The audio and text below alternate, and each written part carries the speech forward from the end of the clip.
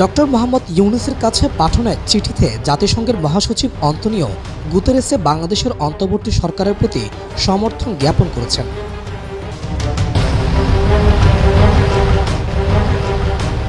গত 16 August doctor Mohammad ইউনূসের কাছে পাঠানো চিঠিতে তিনি উল্লেখ করেন, শান্তি প্রতিষ্ঠা এবং অন্তর্ভুক্তিমূলক গণতান্ত্রিক উত্তরণের পথে তার সরকারের প্রচেষ্টাকে সম্পূর্ণ সমর্থন করে জাতিসংঘ।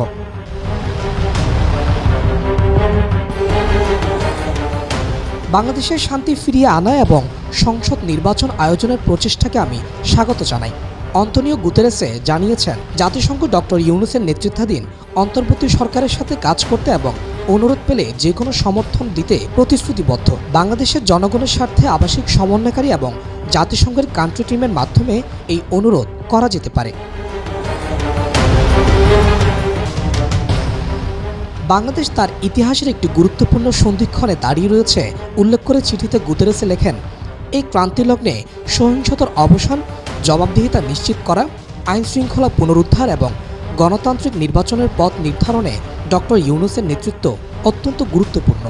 আমি আশা করছি যুবক ও নারীদের পাশাপাশি সংখ্যালঘু এবং আদিবাসী সম্প্রদায়ের মতামত বিবেচনায় রেখে আপনার সরকার একটি অন্তর্ভুক্তিমূলক পন্থা গ্রহণ করবে। সব নাগরিক এবং বিশেষ করে সংখ্যালঘুদের পূর্ণ সুরক্ষা নিশ্চিত করা বাংলাদেশের অন্তর্বর্তী সরকারের উপর নির্ভর করছে। Desk report, media express.